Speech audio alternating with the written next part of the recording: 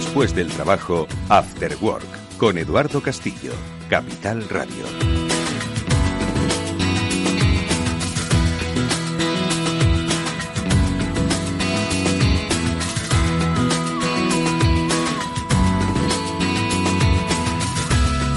Hola amigos, ¿qué tal? Muy buenas tardes y bienvenidos a este programa de la ciberseguridad en Capital Radio. Lo desarrollamos todos los lunes a las 18:30 en el After Work de esta emisora, que con la ayuda de Pablo Sanemeterio y Mónica Valle y por supuesto con la ayuda de OnRetrieval, que hoy por cierto nos acompaña y apoya este programa ya desde hace bastante tiempo, os ayudamos a conocer el mundo, el entorno digital y de seguridad que ha cambiado a nuestro alrededor.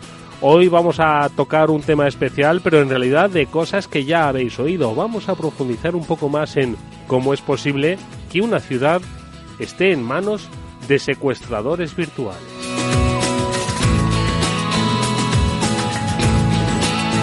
Siempre insistimos cada lunes que cada vez es más habitual que vosotros leáis en vuestros diarios digitales y no tan digitales noticias que tienen que ver con la ciberseguridad. Seguro que alguno de vosotros, más de uno, habéis leído informaciones relativas a la actividad que tienen ciberactivistas o ciberdelincuentes, depende de cómo se mire, con respecto a las cosas importantes que pasan en nuestro país y hasta qué punto tienen acceso a lo que muchos considerarían información confidencial. ¿Hasta qué punto estamos protegidos? Bueno, pues de eso es de lo que vamos a hablar hoy con la ayuda de los especialistas de OnRetrieval, pero por supuesto guiados magistralmente, como lo hacemos todos los lunes, con esas sabias y buenas preguntas que Mónica Valle y Pablo Sanemeterio plantean a nuestros invitados. Mónica, Pablo, buenas tardes, ¿cómo estáis? Buenas tardes, Eduardo. Buenas tardes. ¿Llegasteis a pensar algún día vosotros, especialistas en ciberseguridad, que las páginas de la prensa iban a estar cada vez más jalonadas de estos temas? No, la verdad es que no mucho, al principio no. Yo la verdad es que ya llevo unos cuantos años dedicada a los medios, en concreto en ciberseguridad y en tecnología en general, y al principio veía que poco a poco cada vez más había interés, poco a poco iba creciendo, y todavía creo que le queda. Todavía le queda recorrido, pero esto no va a ser, pienso yo, como esos tiempos en los que vivíamos la información económica de crisis con catacrash bursátiles y que al día siguiente protagonizaban las portadas de los diarios, pero en el momento en el que se atisbaba un poco de recuperación y no había tanta noticia espectacular, la información económica volvía a sus páginas interiores. En esta ocasión no va a ser así, yo creo que de hecho vamos a ver más de alguna portada con la ciberseguridad como protagonista. Yo espero que eso ocurra, espero tener noticias positivas en portadas de los sí, que sean noticias positivas, por supuesto. Claro, el problema es que cuando estén en portada probablemente no sean positivas. Cuando están en portada es porque ha pasado algo, pues como muchas de las que vamos a hablar hoy, por ejemplo, esos ciberataques, esos ransomware a ciudades que, como hemos comentado en más de una ocasión, todo apunta a que van a seguir ocurriendo y cada vez más y más graves, porque los ciberdelincuentes han visto que ahí tienen pues una mina de oro. No, hombre, ahí desde luego tienen una mina de oro en tanto en cuanto tanto las ciudades como las empresas no se pongan las pilas y empiecen a cerrar agujeros o empiecen a tener copias de seguridad, porque los ransomware tienen éxito gracias a que faltan copias de seguridad. Todavía en casi 2020, todavía en las empresas y en las administraciones públicas faltan copias de seguridad, que es algo de primero de carrera. Bueno, pues de primero de carrera de las que hace Pablo, no de las que hacemos el resto, hay que decir. Bueno, pues Mónica lo decía, Baltimore, Atlanta, muchas otras ciudades de Estados Unidos, pero también, ojo, instituciones aquí en España.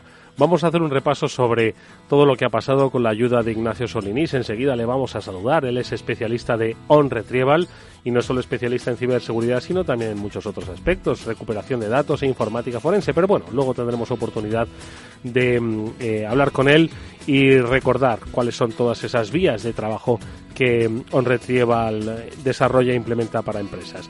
Decía Mónica, Baltimore.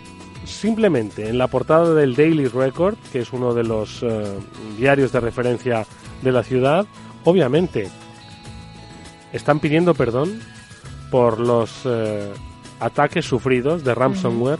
El responsable es nada menos que de la tecnología de la ciudad. Bueno, pues de eso hablaremos, de por qué una ciudad como Baltimore, que muchos de nosotros la conocemos exclusivamente por verla citada en las películas o en la geografía estadounidense y que tiene su consideración en Maryland, ha sido objeto de estos ataques. Bueno, pues de eso, amigos, vamos a hablar hoy.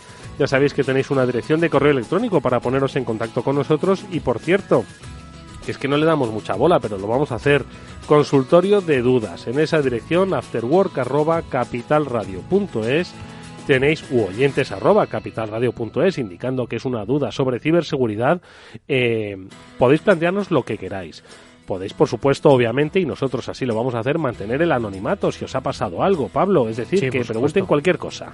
Lo que tengan, cualquier duda que tengan o cualquier consulta que nos quieran hacer en relacionado con temas de ciberseguridad o de seguridad informática, estamos encantados de resolvérsela nosotros o de la mano de especialistas que nos visitan o incluso de nuestros patrocinadores como OnRetrieval, que nos ayudarán a darles la mejor solución. Y si por lo que fuera, como tú bien dices, quieren mantener el anonimato y quieren estar sin que salgan datos públicos, pues oye, que nosotros resolvemos la duda sin más. Pues eso haremos. Afterwork@capitalradio.es, oyentes@capitalradio.es. Bueno, pues si os parece vamos a empezar simplemente con un sencillo recordatorio. A través de la reflexión de Pablo San Emeterio vamos a, por favor os lo pido, interiorizar el mundo en el que nos encontramos y a partir de ahí empezamos el programa.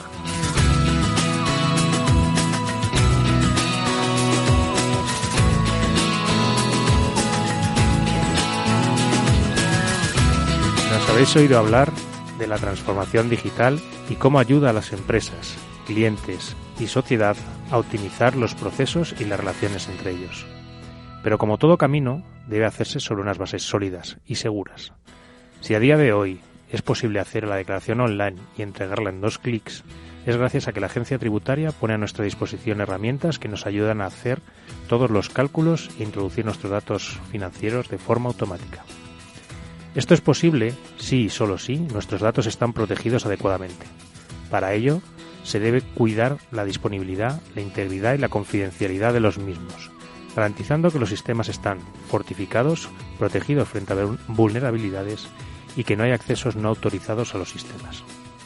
Baltimore se ha visto relegada otra vez a la edad del papel, aquella en la que para todo trámite necesitas un documento impreso, un documento que te permita pagar los servicios públicos, un documento impreso que te permite acreditar que ya pagaste para evitar posibles reclamaciones. Para evitar la vuelta a la era del papel, debemos garantizar que todos los sistemas, incluidos los dispositivos IoT que nos comienzan a rodear, son seguros. Pues de eso es de lo que vamos a hablar, de la seguridad de todo lo que está conectado a nuestro alrededor, a nuestra vida. Es prácticamente pues desde que nos levantamos hasta que nos acostamos. Enseguida lo vamos a desarrollar.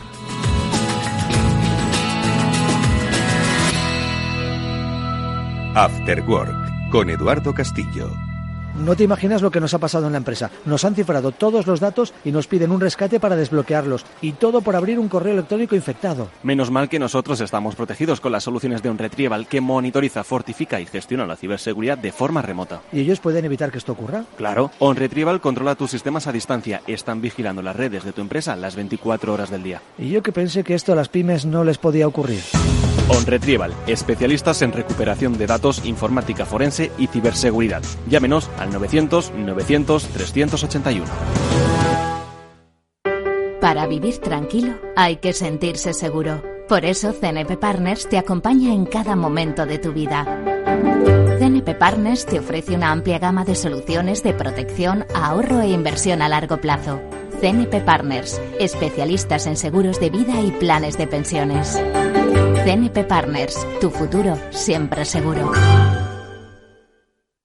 Capital Radio se desplaza a Alicante el próximo 3 de julio, donde analizará en una jornada gratuita de 6:30 a 8 de la tarde las principales claves para invertir en los mercados. Nos acompañarán BMO Global Asset Management, Arkia Profim Banca Privada y Universe Asset Management. Reserve su plaza y asista al programa en directo, conducido por Luis Vicente Muñoz, llamando al 91 283 3333 o en el mail eventos@capitalradio.es. El 3 de julio de 6:30 a 8 de la tarde en el Hotel Meliá Alicante, Plaza del Puerto número 3.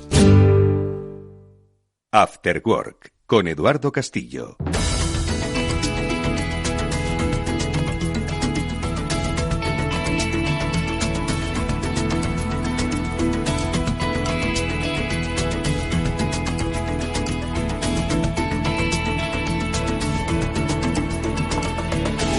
Bueno, pues comentamos, así lo dice nuestra sintonía, nuestro repaso a las noticias más destacadas que hoy nos trae en primer lugar Ignacio Solinís, que es especialista en ciberseguridad de OnRetrieval y al que, aparte de la noticia, pues nos va a acompañar para desgranar todo lo que está pasando en la mitad de la geografía. Bueno, es una exageración estadounidense, pero en sí ciudades muy significativas. Ignacio, buenas tardes. Hola, muy buenas tardes. Oye, Eduardo. pues antes de entrar en materia, sí que vamos a hacer ese repaso a las noticias y es algo que yo creo que parece una continuidad, una continuación de cosas que ya contábamos la pasada semana, y es que Mozilla ha parcheado un segundo Zero Day en una semana. Zero Day me enseñó Pablo lo que era básicamente, que esto era, bueno, recuérdanoslo, Ignacio, ¿qué es esto del Zero Day?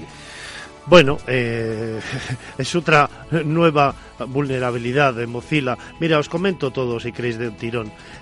Fechado a 25 de junio, ¿vale? Después de parchear una vulnerabilidad crítica en Firefox a principios de, pues hará 10 días más o menos, de 2 semanas, Mozilla está advirtiendo a todos sus usuarios sobre una nueva segunda vulnerabilidad de día cero que está siendo explotada activamente en Internet. Esta vulnerabilidad, con el identificador CV 2019, que está claro que es el año 11708, consiste en una escapada del sandbox, que si se encadena con la vulnerabilidad anteriormente conocida, la 11707, hace una confusión de tipos que permite a un atacante ejecutar código de forma arbitraria en la máquina víctima solo con visitar cualquier tipo de web maliciosa con esta versión de Firefox, que es el 67.0.3, lo digo para quien la siga teniendo. Por cierto, ¿qué es un sandbox, Ignacio? El sandbox del navegador es un mecanismo de seguridad que aísla procesos de terceras partes en el navegador, evitando que se puedan dañar otras partes del sistema operativo. En sí, el concepto sandbox, por haceros un inciso, que lo conocemos como caja de arena, es un poco una caja de pruebas donde los niños juegan.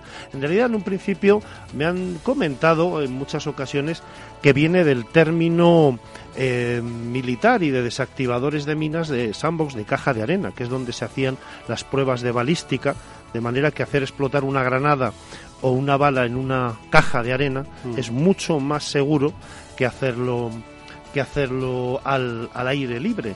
En cualquier caso, ya se ha quedado el concepto de sandbox como si fuera un arenero, como un parque de niños, ¿no? Que también es un poco un terreno de juego, pero porque sepamos lo que es un sandbox. A prueba de niños, sí. A prueba de niños, pero que sepamos que un sandbox en sí, aunque hay varios tipos, es un lugar apartado en el que poder abrir un archivo o ejecutar una aplicación de forma segura sin que nos pueda dañar o vulnerar nuestros sistemas. ¿De acuerdo? Bueno, pues Mozilla era consciente de la primera vulnerabilidad desde el mes de abril, cuando el investigador de Google Project Zero lo reportó a la compañía, pero se dieron cuenta de la segunda cuando los atacantes comenzaron a explotar ambas fallas conjuntamente, probablemente algo que ya tenían planeado, y otros usuarios de empresas de criptomonedas empezaron a denunciarlo.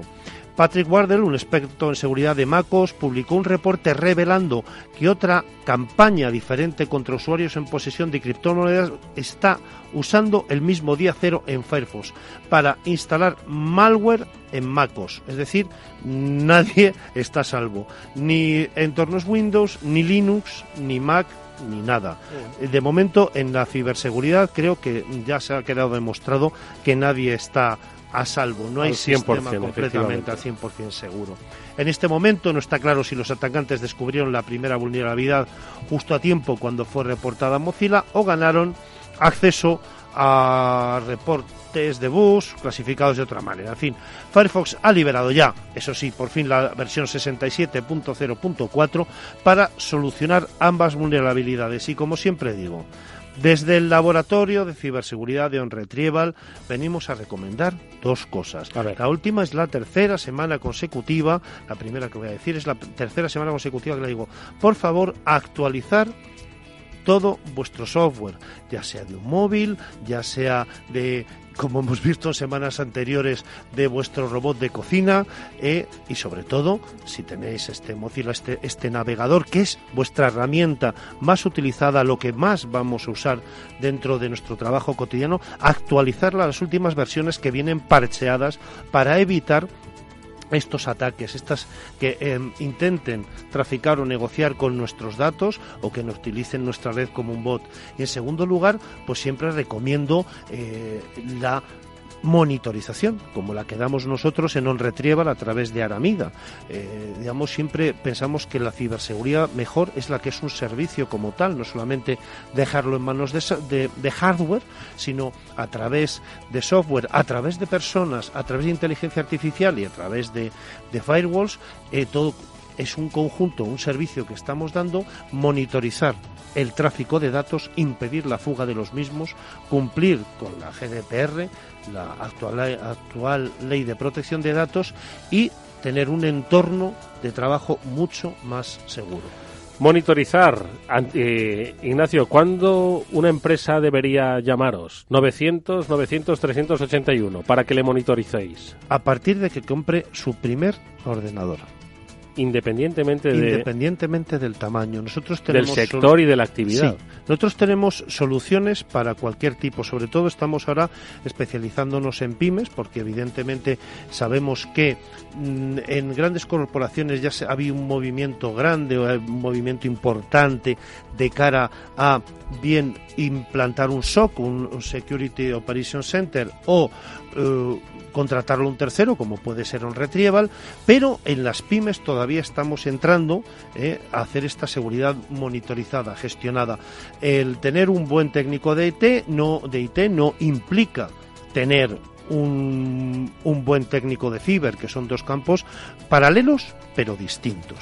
Entonces yo recomiendo que desde el primer momento que queramos, sobre todo si estamos empezando, tener ya algún sistema, algún aporte de ciberseguridad, y por qué no hablar con nosotros, con OnRetrieval, para que empezamos a cogerte de la mano y que por lo menos, aunque sabemos que nadie está seguro al 100%, tengas cubierta la parte más básica, que es el cumplimiento de normativas, e impedir que tus datos salgan fuera, con ellos los de tus clientes, tarjetas de crédito, en fin, cualquier tipo de acción bancaria. Pues venga, auditoría de seguridad y monitorización, eso por un lado, pero ojo, si habéis perdido los datos de vuestro dispositivo, tenéis una buena oportunidad llamando a OnRetrieval, que con total probabilidad os va a recuperar mucho más de lo que creeríais. Y por supuesto, si habéis tenido algún incidente y sospecháis que algo ha pasado dentro de vuestra empresa, ¿por qué no informática forense?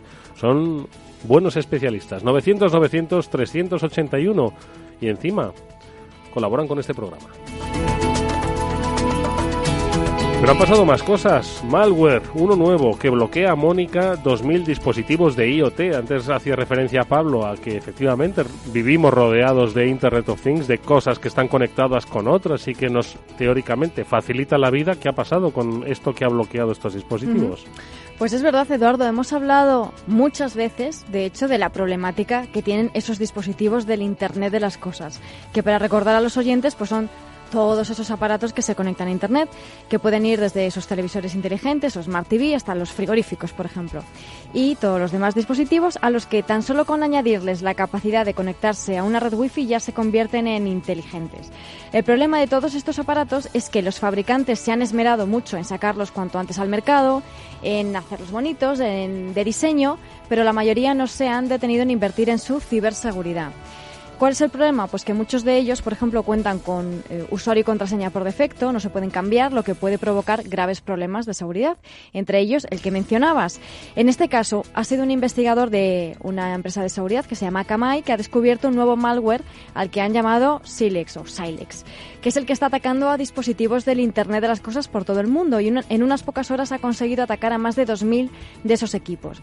De hecho, hay sitios en Internet donde se pueden encontrar este tipo de objetos conectados, como Sodan, que es una página web que la utilizan mucho los investigadores de seguridad, y seguro que hay más gente, ¿no? Entre ellos, pues los ciberdelincuentes.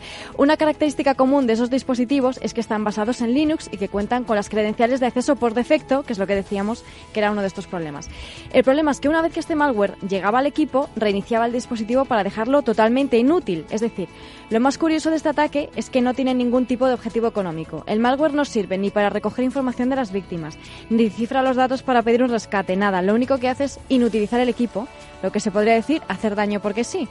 O quizás su desarrollador está intentando concienciar sobre la importancia de diseñar estos objetos con seguridad, aunque supuestamente su creador es una persona de 14 años, no sé. Una de las dos será. Eso, o ayudar a vender más lavadoras. O ayudar a vender más lavadoras también. Conectadas. Smart. Bueno, pues ojito con las cosas conectadas que cada vez son más en nuestro hogar, que nos parecen, por supuesto, y lo son, mucho más facilitadoras de una vida sencilla, pero que también nos exponen todavía más a lo que ya nosotros mismos nos exponemos a través de nuestros smartphones. Más cosas, Pablo. La policía alemana creo que ha asaltado la casa de un pirata. No, de un desarrollador de un software. Vale, este no es un... Vale.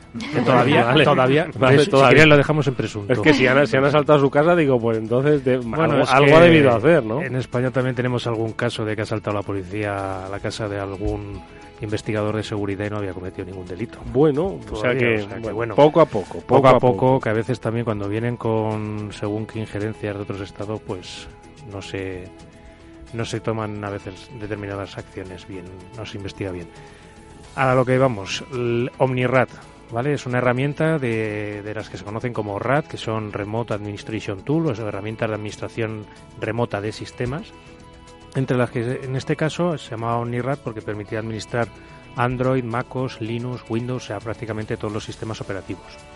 Este desarrollador advierte claramente en su página web que es una herramienta legítima, que solo se trata de administrar equipos de forma remota, que si se hace mal uso de ella no es porque él la haya diseñado para esto, sino simplemente porque alguien la está usando mal. Entonces, bueno, pues ¿de qué se sospecha un poco? Pues bueno, de que esta herramienta ha sido utilizada en distintas campañas por grupos delincuentes, y en una de ellas pues utilizaban o intentaban hacerse pasar por KPC, Kuwait Petroleum Corporation. Entonces, en la noticia no se termina de vincular este hecho de KPC con el del desarrollador, pero bueno, ahí se deja que igual tiene algo que ver. No se termina de decir al 100%. Pero bueno, el caso es que este desarrollador de una herramienta que la han legítima y que se utiliza en muchos sistemas para administrarlo remotamente y facilitar la vida a los administradores de sistemas, pues ha sido utilizada por ciberdelincuentes, y en ese uso malintencionado pues igual ha caído este desarrollador. Todo esto también pues no, tendremos que ponerlo en presuntamente, porque no sabemos cuáles son los hechos que se le imputan a esta persona. Bueno, pues eso habrá que esperar. Nosotros seguro que lo contamos y clarificamos todavía más este caso. Vamos nosotros a arrancar. Hay una noticia más, pero la vamos a comentar ya dentro del contexto de nuestra tertulia, que arranca ya mismo.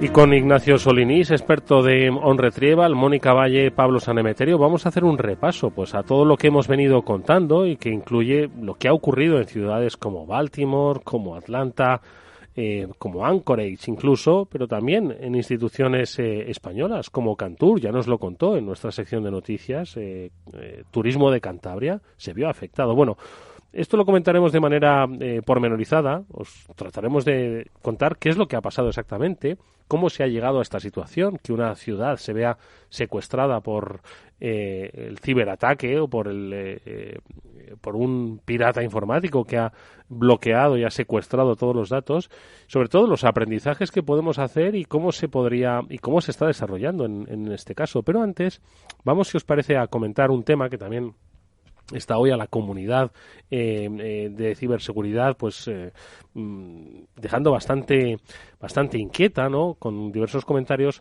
sobre un ataque a una infraestructura que eso, Ignacio, Mónica, Pablo, me lo tenéis que explicar bien y se lo tenéis que explicar bien a los oyentes. ¿Qué es lo que ha pasado en una infraestructura de OpenPGP que, como digo, está creando bastante revuelo? A ver.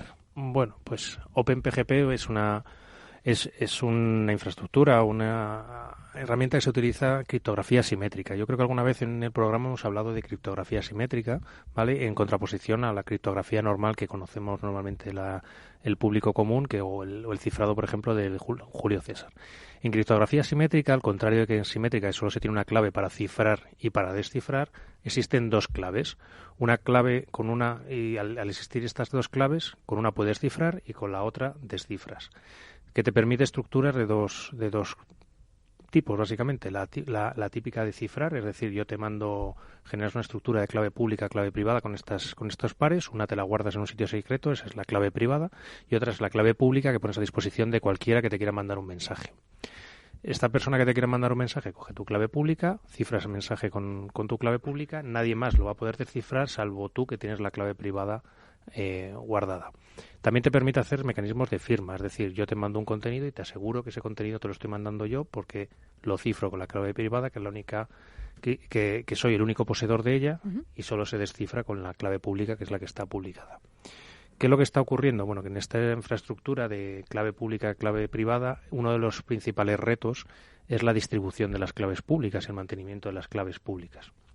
En este caso, OpenPGP decidió que las claves, los pares de clave pública, clave privada, nunca se borraran. Es decir, si tú generaste una clave pública privada en los años 90, todavía sigue en su key store y sigue almacenada y sigue estando disponible para el que la quiera utilizar. ¿Qué es lo que ocurre en el ataque? El ataque lo que está haciendo es cifrar y recifrar y volver a firmar estos certificados de identidad, hasta en algún caso se están haciendo alusiones hasta 150.000 veces. ¿Qué es lo que se consigue con eso? Que el tamaño de este certificado vaya creciendo.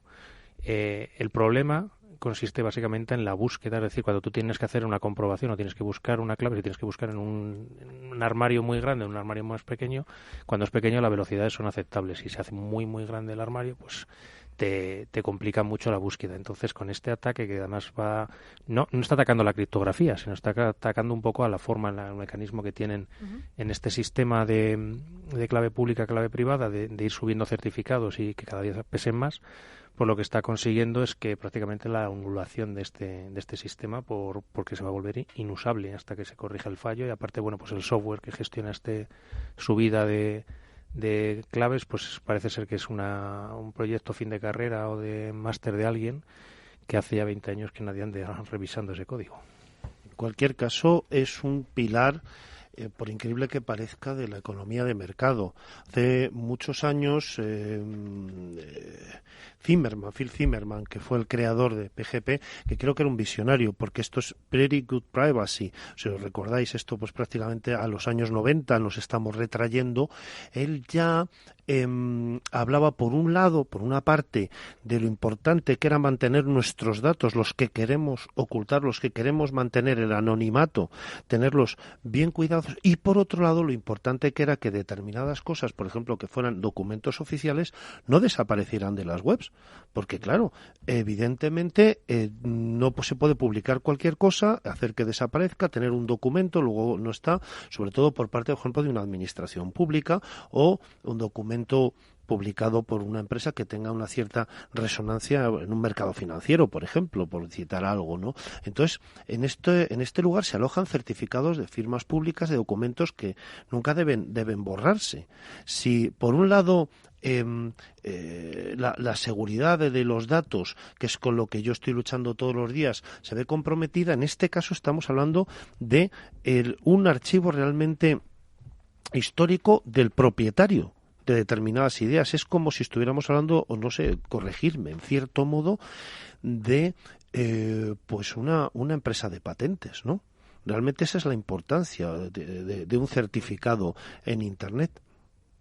Sí, no, el certificado en general es importante que prevalezca, y sobre todo que estas claves públicas y privadas sigan disponibles, sobre todo para descifrar. O sea, imagínate que alguien ha firmado un documento, la única forma de validar que realmente lo firmó esta persona es que su clave pública permanezca viva. Porque si no, no tienes la forma de comprobar que realmente ese documento lo hizo quien dice ser, quien lo dijo hacer. Pero el problema de este incidente de seguridad, o sea, igual vamos a lo mismo, no es nadie que esté intentando obtener un beneficio económico. Realmente lo que está intentando hacer es inutilizar este sistema, ¿no? De alguna forma. Sí, bueno, en ese sentido quizás el beneficio económico no es directo, pero igual si consiguen inhabilitar este sistema pueden causarse dos cosas. Una, que aparezca un nuevo sistema y que sea de pago y que todo el mundo quiera ir hacia ese sistema de pago. O dos, puede ser simplemente que con conseguir que ya los documentos que se manden por correo electrónico sean legibles, él ya obtenga algún beneficio. Vale, o sea que puede ser alguien que a lo mejor está desarrollando algo de forma privada o que está esperando a ver qué puede conseguir de ahí. O algún tipo de elemento que lo que necesita o que quiera es que los documentos se transmitan de forma clara para poder interceptar comunicaciones, ver qué contenidos se intercambian, etcétera, etcétera. Esas son dos teorías de la conspiranoia que Sí, desde luego, que hay que conspirar porque no se sabe cuál es su objetivo, ¿no? Está claro. Es su objetivo, pero bueno, están ahí. Seguro que a algunos se os ocurre más. No, pero las implicaciones de seguridad son gravísimas. Hombre, firmar archivos con nuestra propia firma digital, me imagino, porque el libro de Mónica estará online o será accesible de alguna manera. Bueno, pues yo a lo mejor consigo firmarlo yo y llevarme unos beneficios. Quiero decir, la autoría de nuestra documentación... Dice Mónica, venga, adelante. La autoría de la documentación es también muy importante porque, y creo que para vosotros que sois periodistas es indudable que el trabajo de documentación y de desarrollo y de contar una idea, una noticia, un suceso, creo que es importante saber quién nos lo está transmitiendo, porque esto nos da fiabilidad por un lado y por otro lado pues también, tener esa biblioteca ordenada, esa bibliografía de quién publicó qué, cuándo lo publicó, vamos a saber si esto es nuevo, esto es viejo y quién me lo ha contado. Es muy importante tener esa firma digital. Bueno, pues esto es lo que ha pasado. Esto tendrá más trascendencia. Seguiremos hablando de este tema. Espero no hablar de ese tema porque significará que se ha corregido y que sigue funcionando y que está operativo. La verdad es que las noticias y el tipo de fallo apuntan a que va a ser complicado, costoso resolver el incidente. Hombre, yo se me ocurre un intento rápido quizás y seguramente con muchos inconvenientes que no se han estudiado, puede ser limitar el número de veces que puedes firmar un certificado a 3, 4, 5, no sé. Ya os digo que estoy hablando un poco rápido sin conocer las implicaciones, pero podría ser una solución relativamente rápida de implementar en el código. Bueno, pues nosotros vamos a empezar a hacer un repaso de todo lo que hemos vivido, todo lo que se está viviendo todavía, porque no se ha acabado en los últimos meses en ciudades como Baltimore, en ciudades como Atlanta, en instituciones como Cantur. Ojo que lo que queremos aquí es explicar lo que ha pasado, por qué ha pasado y contar, como siempre, con esa recomendación de seguridad que al final es de lo que trata este programa, de concienciar, ¿no? De que seamos conscientes de cuáles son los entornos en los que manejamos y de que somos normalmente nosotros los principales responsables de la inseguridad. Por supuesto que hay criminales muy habilidosos, pero que se aprovechan precisamente de nuestra ingenuidad, ignorancia o sencillamente dejadez a la hora de actualizar. En cualquier caso, ojo, porque cada vez son más jóvenes los que van siendo los más listos, ¿eh? Mira, ¿o no? Tengo aquí estaba señalando una anécdota, estas cosas que me gusta a mí compilar, ¿no? ¿Quién fue el primer hacker menor de edad detenido? Estas cosas que uno se entretiene en mirar de vez en cuando. Iba a decir, el primer hacker menor de edad seguro que fue Pablo Sanemeterio. Ahora, el detenido no. Pero no sé por qué lo está diciendo, por el sentido de la palabra, ¿verdad? No, porque a Pablo no le han cogido todavía. El bueno. Pues no, mira, se llamaba Jonathan Joseph James, vale, ya es parte de los libros de historia. Fue detenido el 26 de enero del año 2000, y os digo, entre junio y octubre de 1999 se llega a uno de los episodios más increíbles de la historia de los cibercrímenes. El Departamento de Defensa ya estaba detrás de un ciberataque a la NASA. Esto suena de algo, ¿verdad? Sí, pues efectivamente, por eso lo tenía yo encima de la mesa. Este chaval operaba bajo el seudónimo de Comrade y consiguió romper la seguridad de la NASA, acceder a 13 ordenadores donde robó software e información por valor de 1,7 millones de dólares. No es una cifra grande para ser la NASA, pero esta acción les podía provocar pérdidas de 41.000 millones debido a que lo que estaba llevándose era código fuente que controlaba los elementos críticos de supervivencia dentro de la Estación Espacial Internacional. Efectivamente, si él los hubiera tocado, podría haberse producido incluso la muerte de alguna persona. Pues como digo, el 26 de enero del 2000, los agentes del DoD, la NASA y el Departamento de Policía de Pinecrest conseguían finalmente detener a Jonathan, que pasó un tiempo en un correccional, luego tuvo problemas con las drogas, etcétera, etcétera. Y él, una de las cosas que hacía que el gobierno no tenía demasiadas medidas de seguridad y que en la mayor parte de sus ordenadores sí que ellos carecían de auténtica seguridad informática. Hablamos del año 99, año 2000, ¿no? y que conocía la red de la NASA como la palma de su mano. En cualquier caso, este chaval no acabó bien. El 18 de mayo de 2008, ¿no? Jonathan, con ya 25 años, fue encontrado muerto en la ducha de su casa con un balazo en la cabeza. Vaya, hombre. Todo indicaba un suicidio por las notas que había dejado, pero bueno, en estos casos siempre ahí lo dejo.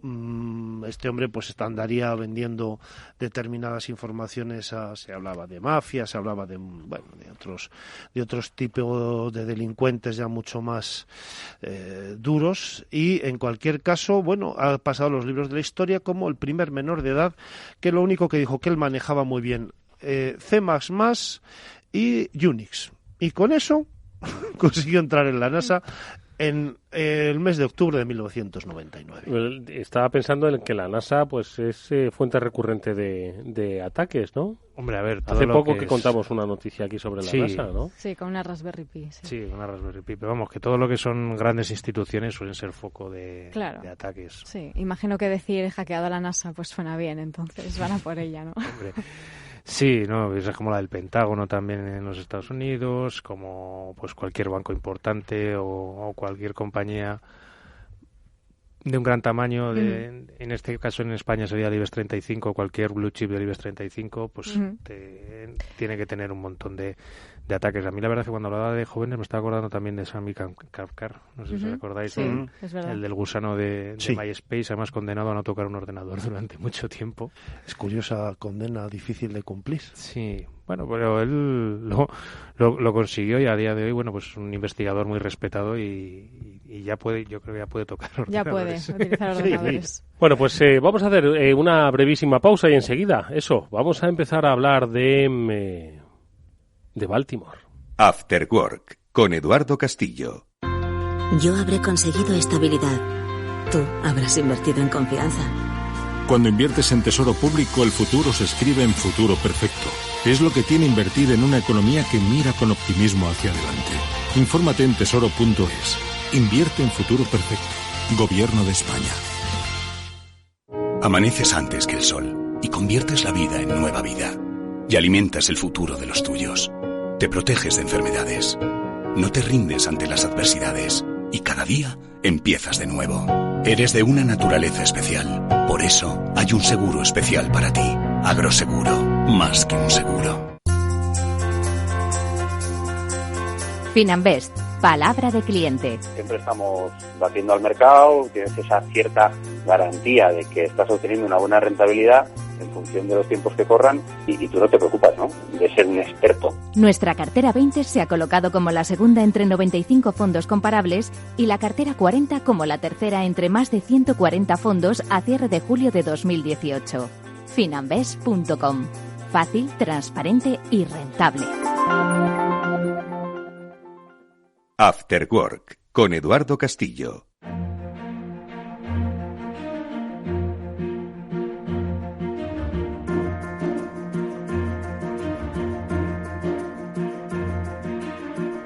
Bueno, pues vamos a empezar a hablar de Baltimore, que ha sido pues una de las noticias que con recurrencia hemos sacado en este programa, porque bueno, es quizás el primer caso de ciudad prácticamente secuestrada. Por supuesto, no es una ciudad sitiada, ¿no?, como hemos visto en múltiples películas. Se trata de que parte de su operativa, bueno, pues se ha visto bloqueada por la actuación de ciberdelincuentes a través de un ransomware que, como sabéis, es bueno, pues el secuestro, ¿no?, del acceso básicamente a determinada información que impide básicamente la operatividad. Siempre hemos puesto el ejemplo. Imaginaos que una empresa pequeña, como siempre, o grande, pues se secuestran el acceso a los datos de bancarios donde se pagan las nóminas de los empleados.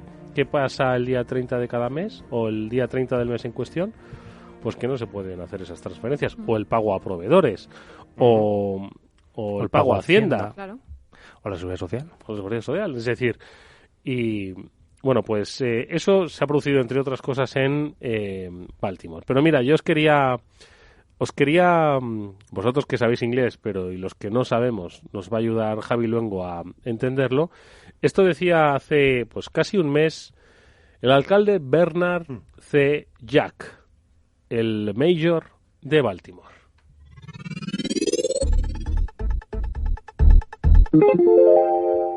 Why don't we just pay the ransom?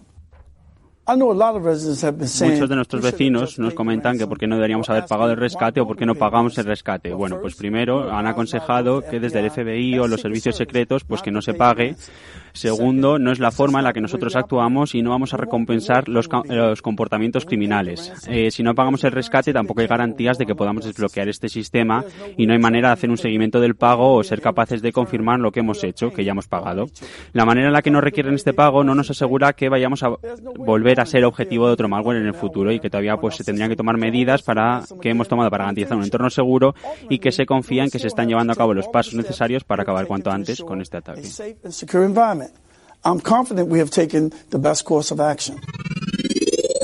Gracias, Javi Luengo. Esto es lo que decía el alcalde Bernard C. Jack ante, pues, como una respuesta a los que le decían, pero por favor, pague usted el rescate, que es que le están pidiendo apenas 80.000 dólares y el coste de tener inmovilizados los sistemas está ya alcanzando cifras de 18 millones. Pero vamos a recapitular, Ignacio, si nos puedes ayudar, por favor, mira, a conocer un poco más en profundidad el tema. Os recuerdo los hechos, es que a las 9 de la mañana del 7 de mayo de 2019 el Departamento de Obras Públicas de Baltimore declaró que los funcionarios no podían acceder a sus correos electrónicos.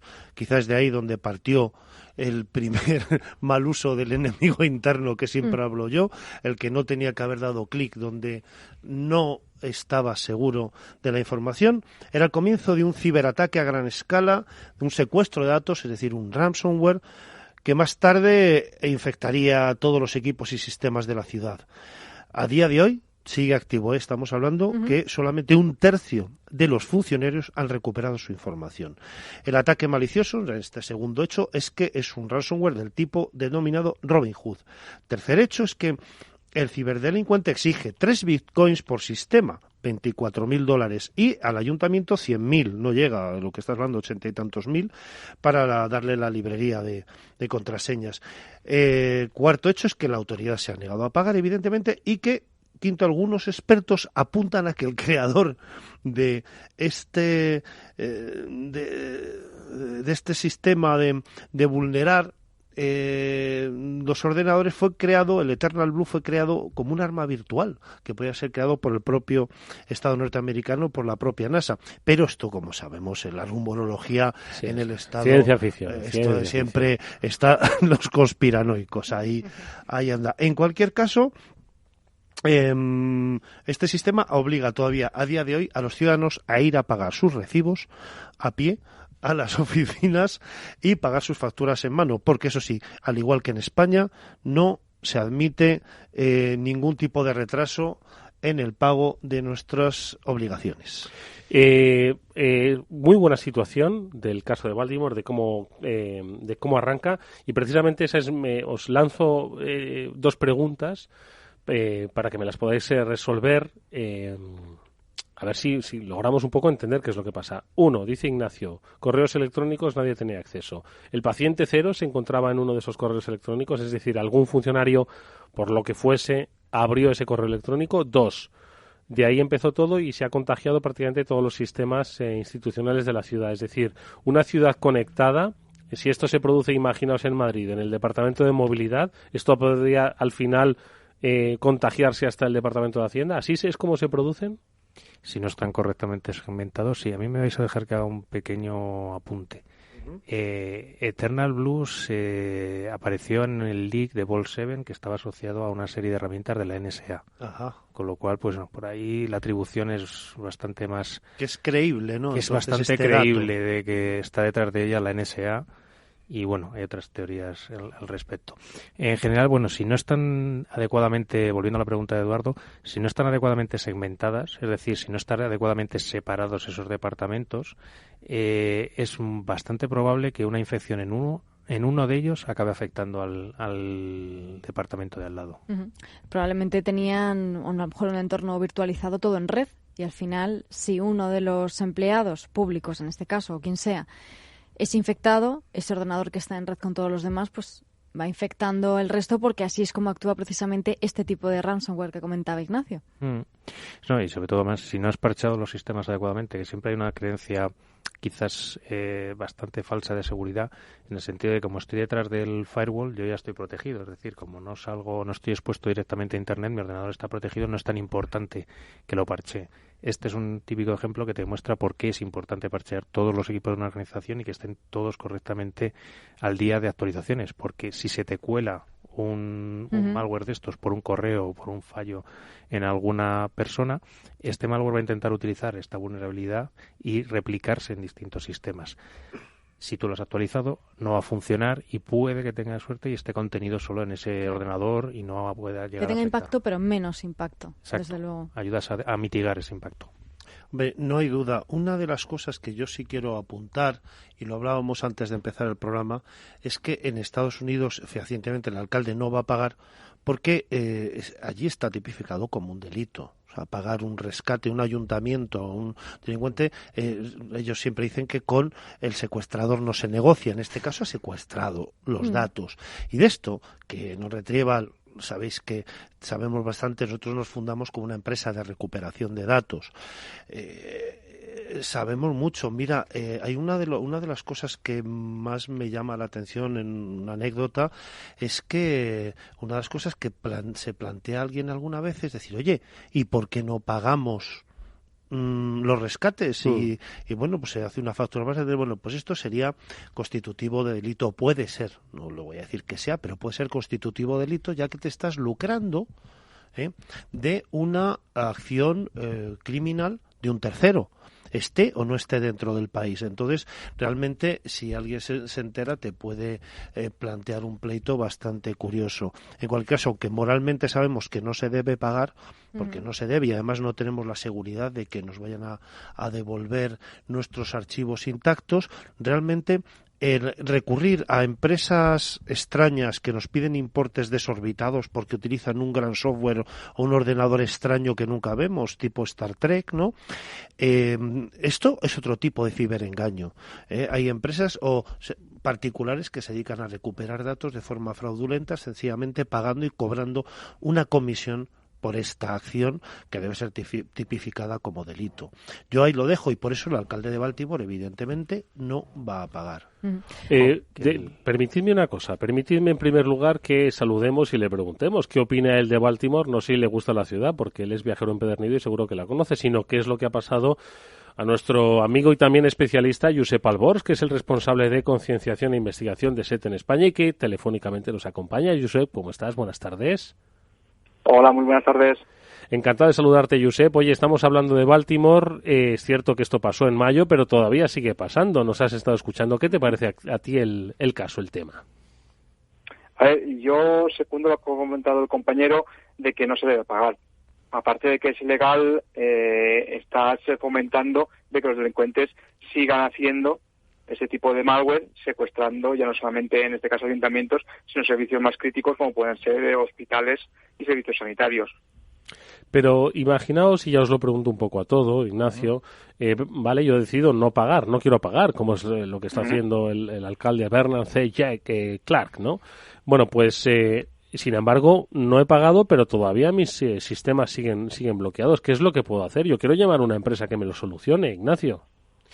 Bueno, efectivamente hay maneras, no en todo, pero nosotros podemos recuperar ya gran parte de los ransomware que existen. No todos, evidentemente, es un tema de estudio, nos vamos poniendo al día. Los malos siempre nos llevan 3 semanas de ventaja, un mes de ventaja. En cualquier caso, hay que tener un backup. Señores, estamos en el mes de julio del año 2019. Muchísimas empresas no tienen un backup y ya lo veremos luego con Cantur, con el tema de Cantabria. Hay que tener un backup efectivo y que sepamos que está aislado y sano. Hay que tener un backup de algún tipo, aunque sea un cloud, algo que funcione.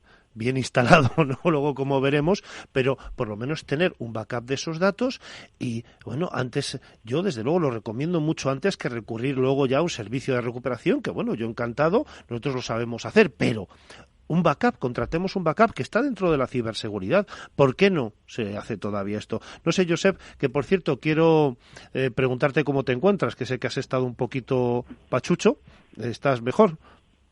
Sí, ahora mejor. Ahora en observación y... Si se te nota en la voz, hombre. Está muy bien. Sí. Ahora ya es cosa del médico que me diga que tengo que comenzar a partir de ahora.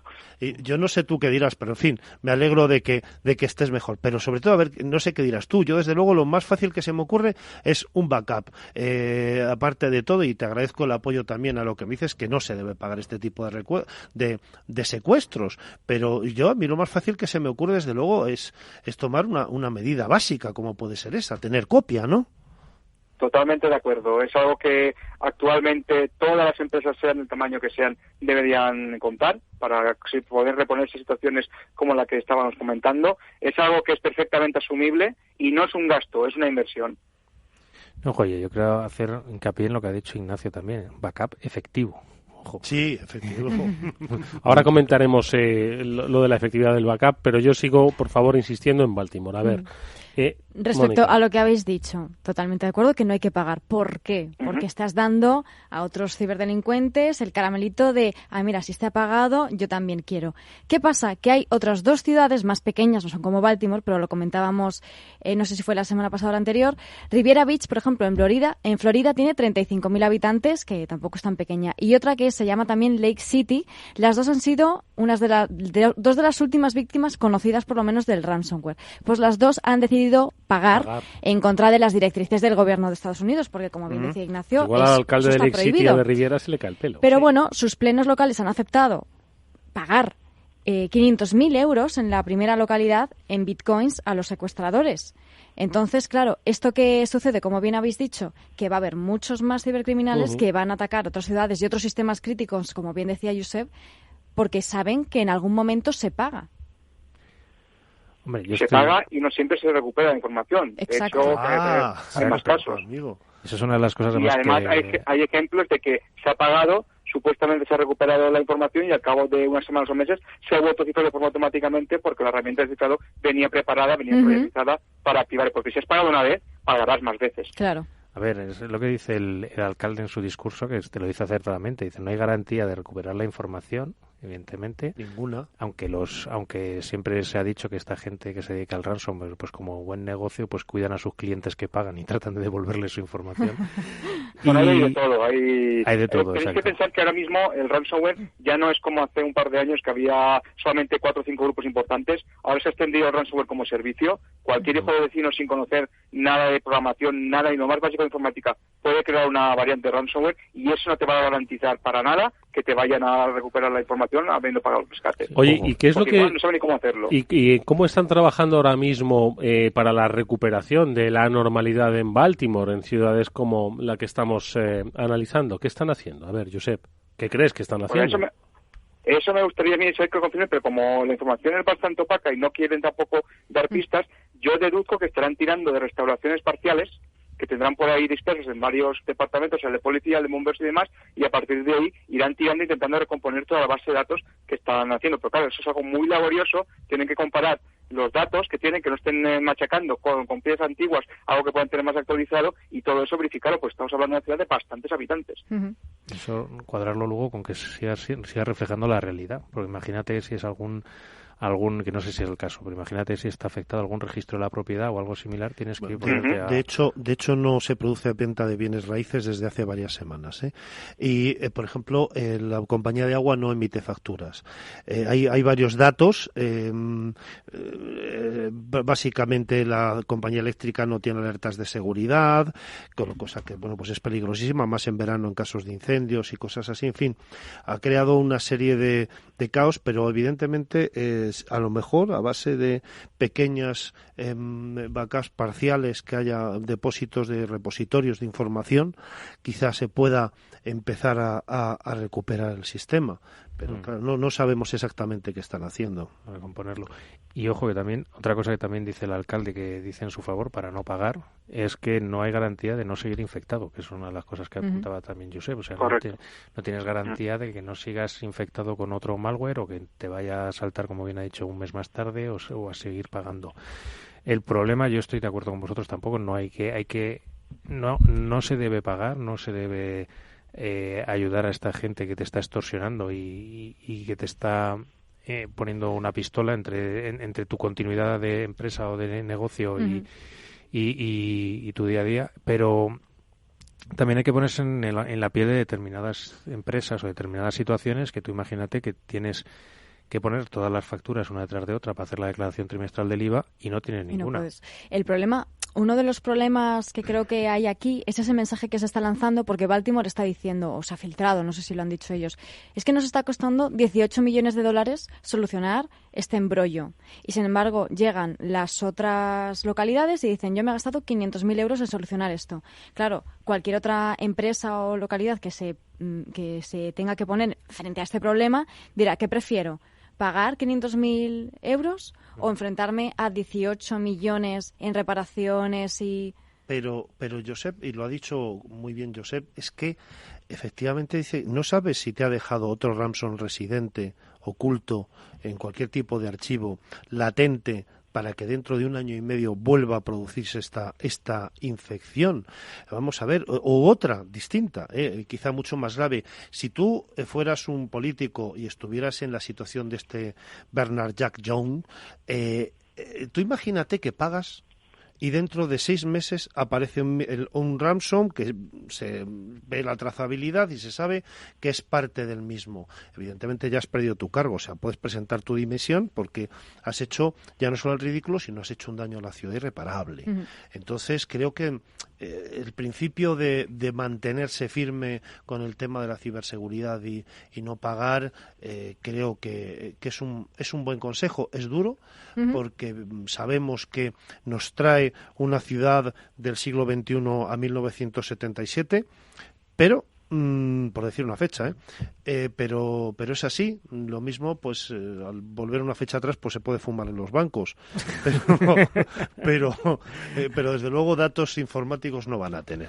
Oye, para cerrar el capítulo Baltimore, estamos mirando aquí, está a 100 kilómetros, bueno, a 150 kilómetros, está Filadelfia al norte y al sur más cerca está Washington DC. A ver, seguro que están mirando estas ciudades, yo creo que solo por la proximidad geográfica, lo que le está pasando a su vecina, y se estarán preguntando, entiendo que ya lo habrán hecho, ¿no? Pero ¿qué es lo que deberían estar haciendo? ¿Cómo creéis que se están securizando o se han securizado? Aparte de, por supuesto, un backup con toda la información, ¿qué más estarán haciendo? Yo entiendo que lo primero es ponerse también al día de actualizaciones de software, es decir, que no se les quede ninguna actualización pendiente. Sé que esto es muy fácil decirlo, pero luego realmente llevarlo a cabo con algunas dependencias que tienen, desarrollos que tengas y demás, es complicado, pero tienes que tratar de tenerlo al día todo el sistema de operativo y aplicaciones. Otras cosas que puedes hacer... Dime, sigue, Josep. No, que conociendo además cómo se está propagando muchas variantes ransom últimamente, los puertos y protocolos de RDP, monitorizarlos con lupa y cambiar contraseñas que sean fácilmente desbloqueables por fuerza bruta. Y, por supuesto, invertir en concienciación, porque hablamos mucho de concienciación de empleados, también en las administraciones públicas necesita esa concienciación, invertir en esa formación de todos los empleados. Cualquiera que use un ordenador, da igual donde sea, tiene que conocer por lo menos pues esas técnicas, como sabemos, de ingeniería social, esos phishing, que al final seguramente ha sido algo así a través del correo electrónico, como ha empezado este caso, probablemente. Sí, exacto, totalmente de acuerdo. Concienciación, hacer una inversión en herramientas de seguridad, tener también auditorías lo más constantes que se pueda sobre la parte que tienes expuesta o el perímetro que tienes expuesto en Internet. Ya eso cada vez son medidas un poco más costosas, un poco más complejas de implementar, pero bueno, las primeras son el ABC, que tampoco deberían costar tanto llevarlas a cabo. Bueno, pues esperemos que de verdad en Baltimore pues puedan recobrar la normalidad, pero Ignacio, nos vamos a ir a otra ciudad. Yo sí, esta, digamos, la he mirado con mucho más cariño. Me ha hecho gracia por la lejanía. Matsu, ¿dónde está Matsu? Pues bueno, la infección por ransomware BitPaymer ha obligado a la ciudad de Anchorage, Alaska, a usar máquinas de escribir durante más de una semana. Exactamente ha sido en Matanuska Sucinta, Anchorage, Alaska, ¿vale? Conocida popularmente como Matsu.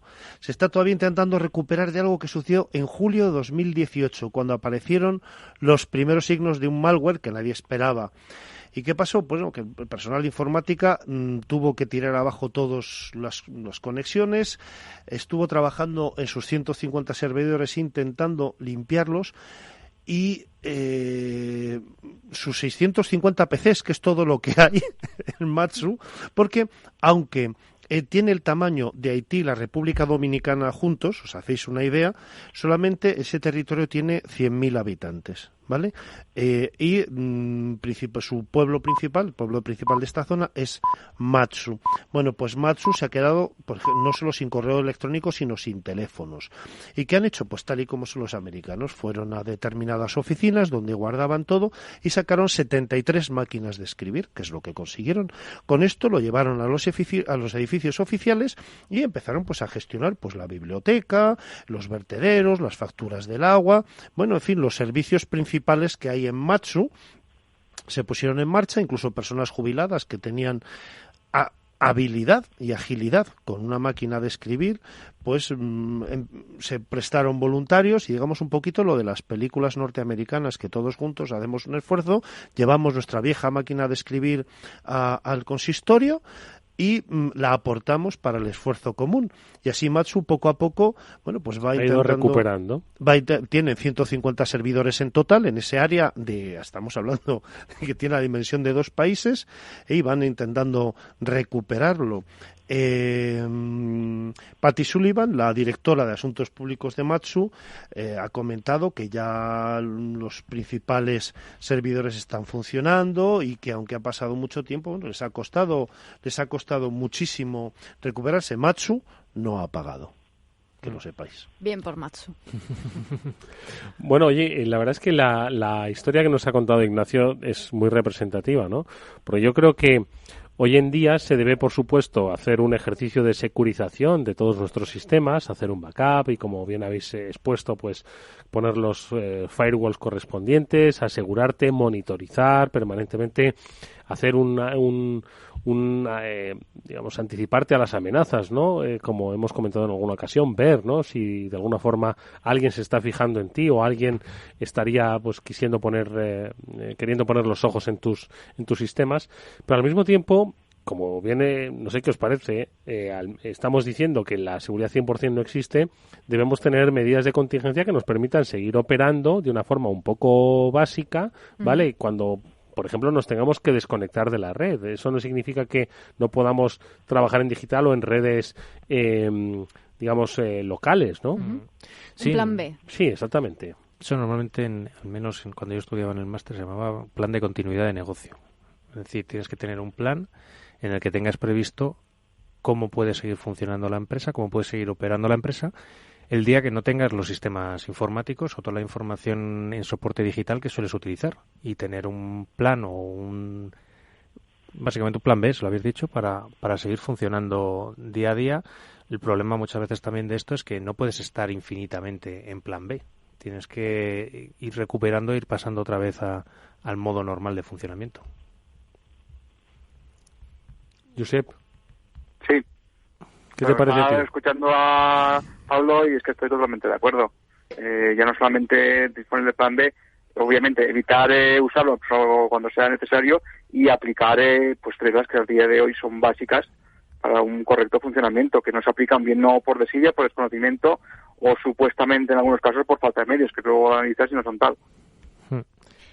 Bueno, es que muchas veces también hay que el día a día nos come. Hay que ver si realmente ese día a día te come o estás un poco... Lo que hay que entender es que cualquiera de estos ataques que estamos hablando, en concreto el ransomware, le puede pasar a cualquiera, que es algo que decimos siempre, pero que todavía parece que no terminamos de entender. Para que nos hagamos una idea, el FBI registró el año pasado casi 1.500 ataques de ransomware a víctimas que pagaron. En total, ¿sabéis cuánto pagaron el año pasado las víctimas en ransomware? ¿Cuánto? No lo mires, Pablo, en el móvil. No, voy a buscar Tú tampoco, Ignacio, a ver. Más de 3 millones de euros a los secuestradores. Es una barbaridad. ¿3 millones? Es una media de 2.000 euros por ataque. A lo mejor solamente en Estados Unidos, porque esto es del FBI. Pero claro, esos son solamente los ataques comunicados que se ha enterado el FBI. Claro, todos los que no se han enterado pueden ser otros miles, millones de euros en este caso. Y en España, por ejemplo, datos del Centro Nacional de Protección de Infraestructuras Críticas, el CNPIC, hubo 54 ataques contra infraestructuras críticas de la Administración en 2018, que es lo que decía Josep de ese problema de atacar a infraestructuras críticas, centrales eléctricas nucleares, hospitales. ¿Qué pasa si se atacan ese tipo de servicios?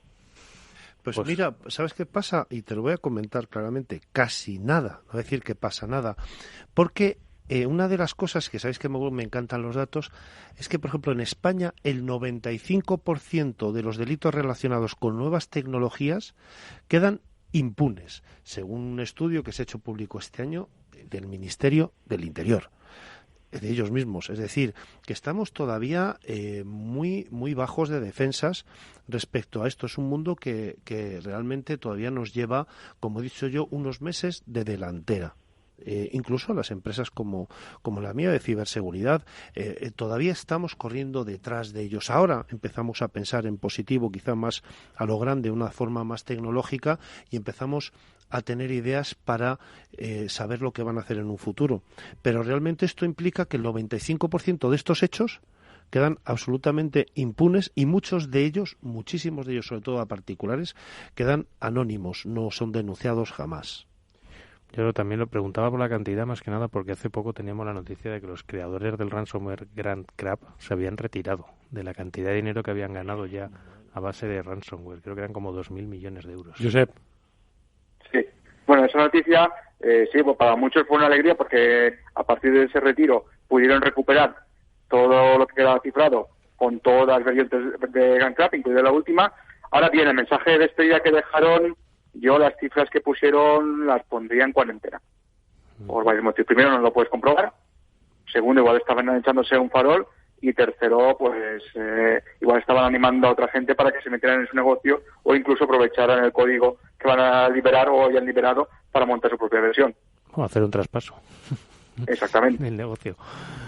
Bueno, pues vamos a seguir hablando de casos que aquí hemos comentado. Enseguida vamos a hablar del de Cantur, si os parece, que nos afecta más directamente, ¿no? Nos volvemos a España después de pasar por Baltimore y por Anchorage en Alaska, para hablar de lo que le pasó a Cantur, que es, si no me equivoco, Ignacio, pues el servicio o la institución, ¿no? Que coordina de turismo de Cantabria, sí, ¿no? Correcto. Cantur. Bueno, pues brevísima pausa y nos lo cuentas. After Work, con Eduardo Castillo. Tranquilidad es el sonido del mar. Tranquilidad es invertir al tiempo que ahorras, diversificas y proteges tu inversión. Tranquilidad es invertir en oro con Degusa. Infórmate en el 9119 82 900. Degusa Oro es tranquilidad. Cuando Trump fue elegido presidente. I love this country. Las opiniones más dispares se enfrentaron. Cuando las acciones de Facebook se desplomaron tras el escándalo de Cambridge Analytica. It's so clearly the wrong strategy for us. El sector pareció tambalearse. Los mercados nunca se mueven de forma aislada y hay momentos en los que hay que tomar posiciones. Cuando lo importante es elegir, elija CMC Markets, su mejor opción. El 80% de las cuentas de inversores minoristas pierden dinero en la comercialización con CFDs con este proveedor. Debe considerar si comprende el funcionamiento de los CFDs y si puede permitirse asumir un riesgo elevado de perder su dinero. Nosotros habremos construido juntos. Vosotros habréis hecho algo grande. Cuando inviertes en tesoro público, el futuro se escribe en futuro perfecto. Es lo que tiene invertir en un país que quiere darte todas las oportunidades. Infórmate en tesoro.es. Invierte en futuro perfecto. Gobierno de España. Capital Radio se desplaza a Alicante el próximo 3 de julio, donde analizará en una jornada gratuita de 6:30 a 8 de la tarde las principales claves para invertir en los mercados. Nos acompañarán BMO Global Asset Management, Arkia Profim Banca Privada y Universe Asset Management. Reserve su plaza y asista al programa en directo, conducido por Luis Vicente Muñoz, llamando al 91 283 3333 o en el mail eventos@capitalradio.es. El 3 de julio de 6:30 a 8 de la tarde en el Hotel Meliá Alicante, Plaza del Puerto número 3. After Work, con Eduardo Castillo. Hoy en nuestro programa especial que repasamos los casos más significativos que se han producido en ataques a ciudades, a instituciones, aquí y allí. Estamos con Ignacio Solinís, experto de OnRetrieval en ciberseguridad. Está también, nos acompaña Josep Albors de ESET España y, por supuesto, Mónica Valle y Pablo Sandemeterio. Y estábamos diciendo que íbamos a comentar el caso de Cantur. Lo hablamos recientemente, Turismo de Cantabria, y extrañamente solo salió principalmente en la prensa regional, cosa que, bueno, pues por otro lado es comprensible, pero que al final todas las regiones tienen instituciones de turismo, todas las regiones tienen muchas instituciones públicas que nos lo digan a nuestro país, con las comunidades autónomas y todos los organismos públicos que hay ahora mismo. Ignacio, ¿qué es lo que pasó? Bueno, lo comenté hace un par de semanas. Mi compañero Rodrigo, que es la persona que lleva el área de informática forense, me trae, después de un viaje a Cantabria, el diario Montañés y me da una noticia que no consigue encontrar en ninguna otra parte, y es que Cantur, que es la agencia que lleva el turismo de Cantabria, había sufrido un ciberataque que había bloqueado miles de documentos, no se habían podido pagar las nóminas de sus más de 400 empleados, el histórico de contratos que habían escaneado firmados en los últimos 50 años no estaba accesible, datos de la empresa, proveedores, datos bancarios, toda esta información quedó encriptada, a pesar de que estos datos comprometían a los propios trabajadores. Y fíjate que todo esto partió, pues, ¿de qué? Pues de un hacking social, de alguien que manda un correo, un archivo inesperado, que tiene un contenido que te puede llegar al corazoncito, que piensas que es de una persona conocida, y evidentemente hace doble clic y, amigo, Cantur se queda absolutamente encriptada. Se ha armado un gran revuelo desde el comité de empresa acusando a los responsables, PP y Ciudadanos pidiendo explicaciones, al gobierno autónomo, pues, sobre qué ha sucedido.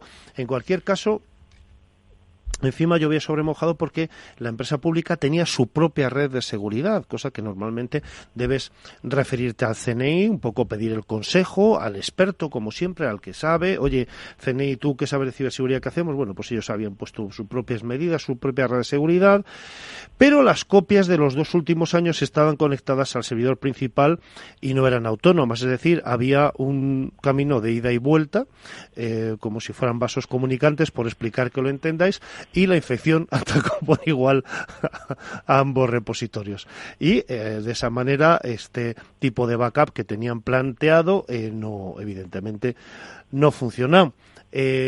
Algunas fuentes incluso aseguran que el virus ha destruido la contabilidad de la empresa y que puede afectar al pago a proveedores, pero vamos, esto ya son anécdotas. Quiero decir que en sí yo me quedo con el hecho, aunque haya quedado prácticamente ceñido o solamente se haya informado al área de Cantabria.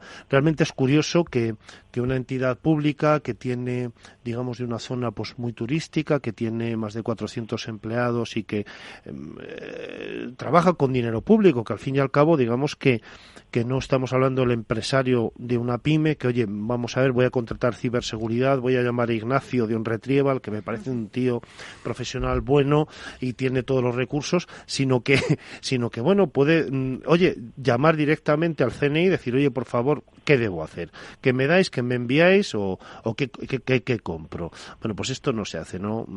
Se montan una serie de medidas de seguridad, pues un poco, vamos a ver, es tétrico decirlo, pero es un poco de cine cómico. Es un poco de cosa ver cómo se monta esto. Y ojo, no me quiero meter con ningún profesional, yo creo que seguro que allí hay profesionales muy dignos. No sé lo que piensa Josep, que le estoy oyendo que todavía está con nosotros. ¿Escuchaste tú esta noticia? ¿La viste en su momento? Pues creo que lo escuché de refilón por algún canal de Telegram, porque como tú muy bien has dicho, solo salió en medios locales. Sí. Y es, como veníamos diciendo, pues otro caso más de ransomware. El tema es las decisiones que se toman a posteriori y también los que se habían preparado para intentar hacer frente. Tú lo mismo lo has dicho, no estaban así, por decirlo, comunicándose como debiera con el CNI, por su CER correspondiente, lo habían hecho por su cuenta. ¿Es una buena solución? Pues hombre, si trabajamos todos juntos, mejor. Si tenemos cada uno por nuestro lado, pues los recursos son limitados. Oye, habéis hablado de que fue un phishing. Probablemente, ¿no? La puerta de acceso para... Bueno, un phishing, un documento adjunto. Sí, un documento adjunto exactamente en un correo electrónico. Entonces, normalmente estos ataques de que se producen como phishing, ¿no? Bueno, en realidad el phishing es la suplantación, ¿no? Es suplantación, sí. Vale, el correo adjunto, ¿qué es lo que suelen utilizar los malos para... antes decía Ignacio, algo con mucho amor, no sé si decías, ¿no? Sí, algo que te llega al corazoncito. Sí, exactamente, que te llega al corazón y tal. ¿Qué es lo que suelen utilizar y qué tipo de formato lleva el documento adjunto que es el peligroso para nuestra organización? Pues basándome en mi experiencia personal en los últimos meses, diría que ahora mismo están centrándose en documentos ofimáticos de Office, tanto Word como Excel. Tú ves el documento, aparentemente o puede salir algo porque simula ser una factura o algún tipo de texto, pero por detrás se está ejecutando porque tú le has dado permiso o te lo pide directamente el delincuente cuando abres el documento a que se ejecute código cuando abres ese archivo. De esa forma, pues el delincuente permite que al ejecutar el documento se descargue el ransomware en sí en esa máquina y empiece a cifrar. Bueno, ransomware o cualquier otro malware. O sea que es un documento de Word que yo hago doble clic como en cualquier Word otro... o Excel. O Word o Excel, y veo que se me abre un documento de Word, veo que de repente no reacciona, ¿no? Bueno, normalmente hay dos variantes. Una, que es que el documento no haya nada, o te dé un error, y otra, que sí que se muestre algo, que puede ser información relacionada con el cuerpo del mensaje, pero que por detrás está descargando lo que es el malware en sí. Oye, ¿y en los destinatarios quiénes suelen ser? ¿Son personas concretas o de una organización de 400 les llega a 400? Lo digo porque te lo digo porque, Josep, perdona que te interrumpa, porque yo no soy director financiero de una empresa y me llega factura 2018. Claro. Entonces digo, ¿para qué voy a abrir yo esto? ¿No? Efectivamente, tú no lo abrirás, pero el departamento de administración o comercial es probable que sí. Aquí jugamos con lo que yo siempre he llamado el enemigo interno. Ahora mismo estamos ya en campañas de lo que llaman awareness, ¿no? Que es un poco el concienciar, convencer y entrenar al trabajador, al usuario último en la ciberseguridad y enseñarle este tipo de trucos. Y mira, uno de los más fáciles que yo he visto en este tipo de training ha sido pues decir, oye, soy yo fulano que estuve ayer por allí por la oficina, me verías y he perdido este llavero. Y te pone una foto. Y es un correo que prácticamente tú ves que puede ser posible que sea de tu empresa. Lleva incluso, pues parece que viene de un servidor de tu empresa enteramente por el tipo de correo que es, y sin embargo, pues no lo es. Pero encima lo más grave es lo que está diciendo Josep, que es que ya son documentos de Word, que ya es que no es un documento adjunto, digamos, complejo como puede ser una foto, puede ser un vídeo. No, es un documento de Word, un .doc.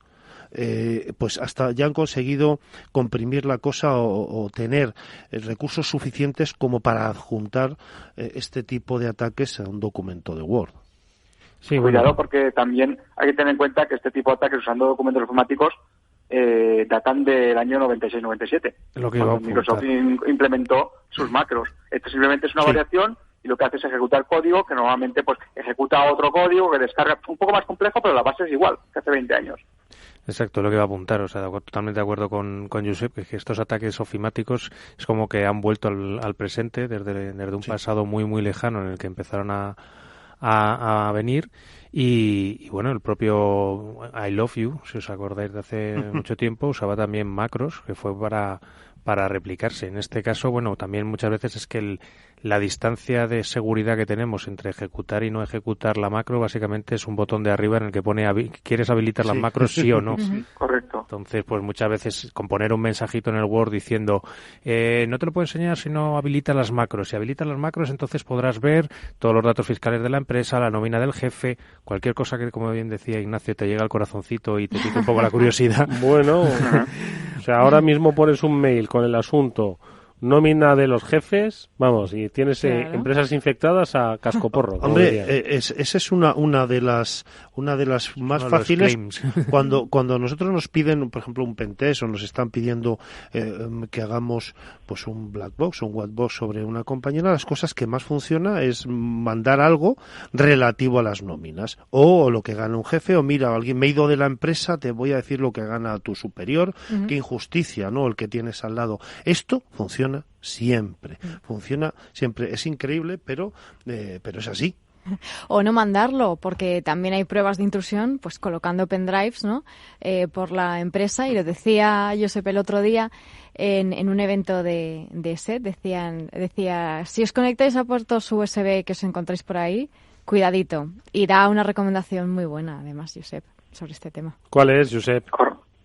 Pues usar algún tipo de escudo o cable que solamente deje de pasar los datos. Un escudo la corriente. La corriente. Un filtro, efectivamente. Es que eso es algo que no conoce mucha gente, pero me parece que es fundamental. Utilizamos todo tipo de gadgets y de dispositivos y estamos todo el día con el móvil y con tal, y no conocemos cosas tan básicas como esta, que es fundamental. Sí. Bueno, iba a comentar que además hay remedios bastante sencillos. Quiero decir que si tú quieres abrir un archivo y tienes lo que hablábamos antes, un sandbox. Un sandbox sencillamente es un entorno controlado en el que tú puedes abrir un archivo adjunto sin que llegue a infectar ni dañar tu sistema operativo.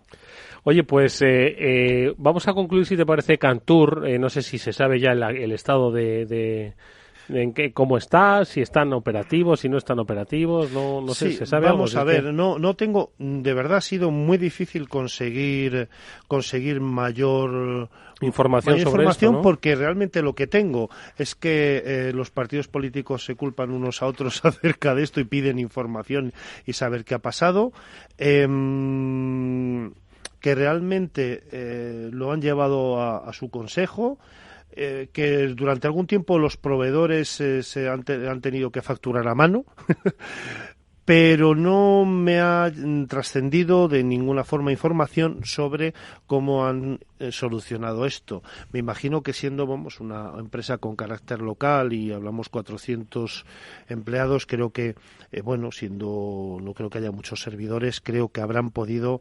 recuperarse más o menos bien. No hay noticia de que hayan pagado, desde luego, como estábamos comentando hoy. Y no ha trascendido, te digo, mucha mayor información. Es que voy a aprovechar, vamos a volver un poco al inicio de nuestro programa. Es que las portadas no suelen recoger cuando una empresa se ha recuperado, claro, o cuando ha retomado esa actividad normal. O cuando ha pasado algo bueno, ¿no? Sí, solamente cuando ha pasado algo. Sí, solo de las malas noticias. Bueno, pues lo comentaremos. Cuando Baltimore se vea libre nosotros lo diremos. De secuestro, lo contaremos aquí. Me parece muy bien. Últimos minutos para comentar algunas defensas, Ignacio, que siempre hay buenas recomendaciones, y qué es lo que podemos hacer, sobre todo si trabajamos, qué sé yo, en la nube. No, sí, vamos a ver, yo dentro de la monitorización, dentro de la ciberseguridad, siempre te digo que yo recomiendo trabajar con capas, como una cebolla, ¿vale? Tendríamos una primera capa que sería nuestro endpoint. Bueno, quizá la primera capa somos nosotros mismos, ¿eh? Sí. El awareness, en la formación. Vale, exactamente, el correíto de las nóminas de los jefes. No se abre, ni alguien... No va a caer esa breva. Ese correo no existe, exactamente, no existe, no. Exactamente. Además siempre te pican porque no deja de ser el timo del tocomocho. Quiero decir que te ponen un caramelito que saben que puede ser interesante para ti, en este caso en forma de información. Bueno, pues primero sería lo que sería el endpoint, sería también la formación del personal. Luego estaríamos hablando de la seguridad perimetral, que ahí siempre he dicho que es la monitorización. Lo principal es tener un firewall, pero también monitorizado. Tienes que tener información de cómo es tu red, pues tener una cierta auditoría de seguridad, decirte, oye, cómo debes segmentar tu red, debes sacar las cámaras de seguridad, el tema de la web, de la red de telefónica de invitados, de datos, pues tiene que estar fuera, en fin, una serie de cosas. Y además, luego, pues el tema OnCloud, vamos a ver, de esto me gustaría que lo habláramos otro día. Por subir los datos a una nube no están seguros. Yo siempre he dicho, de las nubes caen cosas, cae agua, en este caso llueve, y van a llover. Incluso ángeles. Pues van a llover datos, ¿vale? La parte más vulnerable de nuestras empresas es nuestra página web, sobre todo si tenemos comercio online, ¿vale? Es una parte muy delicada. Que para esto que recomendamos normalmente es un WAF, ¿vale? Es lo que llamamos un firewall on cloud, un firewall online, ¿no? De esto evidentemente supongo que Pablo puede hablar muchísimo, pero siempre hay que poner algún tipo de medida de seguridad de este tipo. Y de segundo, si nosotros estamos considerando, pues que, vamos a ver, pues tenemos Drive, tenemos otros programas programas de gestión que trabajan también on cloud, tenemos que tener un control sobre nuestros archivos. Para esto, por ejemplo, es lo que sirve un CASB, ¿de acuerdo? Que esto también podríamos hablar otro día, que lo dejo encima de la mesa, la idea de quién audita la nube. Uh-huh. ¿Cómo sabemos que yo tengo varios programas para compartir on cloud y los empleados no están pasando la información de un lado a otro como un malabarista? ¿O quién ha creado qué, lo ha subido, lo ha bajado del Drive o de cualquier otro proveedor que tengamos on cloud? ¿Y quién tiene permiso de acceso? Bueno, pues todo esto se puede saber mediante, por ejemplo, cosas como un CASB, de lo que ya hablaremos otro día, pero quiero dejar este mensaje, y es que también en la nube existe riesgo y hay que administrar los datos y tener securizado ese canal de subida y de bajada y saber quién tiene qué y con quién lo comparte. No sé si estás de acuerdo. No, por supuesto, sí. Hay una percepción de que la nube es, ¿verdad? Como siempre lo dijo Pablo el primer día de programa, que la nube en realidad es el ordenador de otro. Sí. Iba a hacer referencia a la frase porque ¿verdad? La verdad es que funciona muy bien, o sea, es que es la realidad tal cual. De hecho, hay un informe muy reciente de Symantec que es una encuesta a responsables de seguridad de empresas de todo el mundo, ¿no? Uh-huh. Y precisamente ellos mismos reconocen que las prácticas de seguridad tienen muy difícil seguir el ritmo de adopción de la nube, ¿no? Es decir, que la nube tiene un ritmo muy rápido y las prácticas de seguridad van bastante por detrás. Josep. Sí, totalmente de acuerdo con el informe de los compañeros de Symantec. La verdad es que muchas veces, como ha dicho antes el compañero Ignacio, sí, la seguridad se va por capas, pero a veces empieza por la última, cuando deberíamos empezar por la primera. Y ahí quiero recordar lo que ha dicho antes Pablo, que ha hecho algo muy importante, que es la actualización de sistemas y aplicaciones en los entornos corporativos, que a muchos les puede parecer un dolor de cabeza, pero peor es que por culpa de una falta de actualización se ataquen la empresa y consigan entrar. Esto es crucial actualmente y ya existen métodos para hacerlo de forma efectiva. Eso, junto a una, política de permisos más estricta que lo que estamos acostumbrados, que no todos los usuarios tienen acceso a todos lados, y una segmentación de redes que 2019, por favor, empecemos ya a segmentar redes para evitar propagaciones en redes corporativas, que equipos no críticos afecten a equipos críticos, no tiene ningún sentido actualmente por culpa de una segmentación, y a partir de entonces ya hablaremos de capas, protección en endpoint, nube, etc. Pero empecemos por lo básico, por favor. No puedo estar más de acuerdo con Josep, y yo quería apuntar también una medida que ha dicho Josep también muy necesaria, que es el trabajo en equipo. Es decir, hay que trabajar en equipo, los malos trabajan en equipo, se comparten información, se subcontratan equipos y tienen unos KPIs de rentabilidad para seguir funcionando. En general, compartir información de amenazas y trabajar en equipo. Pues es lo que ha querido hacer hoy, desde la distancia, Josep Albors, al que le agradecemos que nos haya acompañado estos minutos y al que, como bien decía Ignacio, esperamos una prontísima y total recuperación de, insisto, males que por la voz no se perciben. Josep, un fuerte abrazo y gracias. Un abrazo. Muchísimas gracias. Adiós.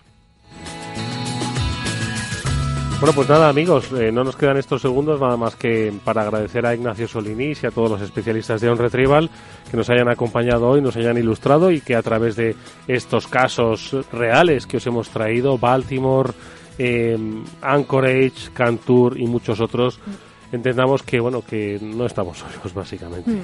Está muy bien este tipo de programas y toda la información que nos da Ignacio siempre fantástica, porque así las empresas ven que también les puede pasar a ellos. Por supuesto. Ignacio Solinís, gracias, amigo. Muchas gracias a vosotros. Pablo y Mónica, como siempre, gracias. Nos vemos la próxima semana. Gracias a ti siempre. A las 18:30 será en el Afterword de Capital Radio. Nosotros os dejamos con José de la Morena, que ya está aquí preparado para contar todo lo que pasa en el mundo, todo lo que pasa en nuestro país, en la economía y en la política. Adiós.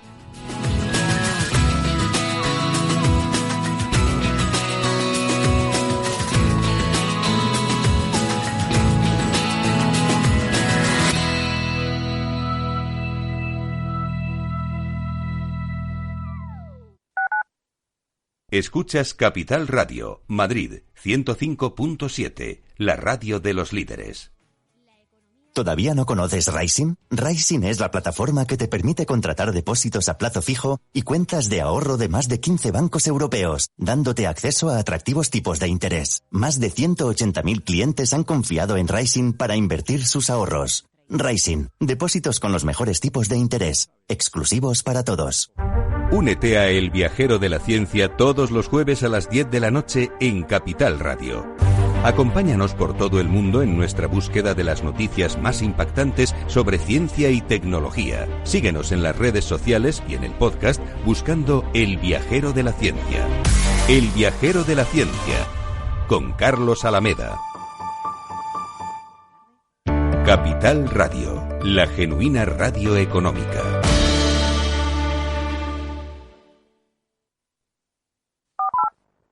Si ya no escuchas la radio como se hacía antes, ¿por qué deberías sacarte el carnet como lo hicieron tus padres? Apúntate a Drivo, la autoescuela 100% digital con más de 10.000 usuarios en Madrid. Con Drivo estudias el teórico, gestionas tu examen y reservas prácticas. Todo desde el móvil. Descárgate la app de Drivo y empieza a conducir por solo 49 euros.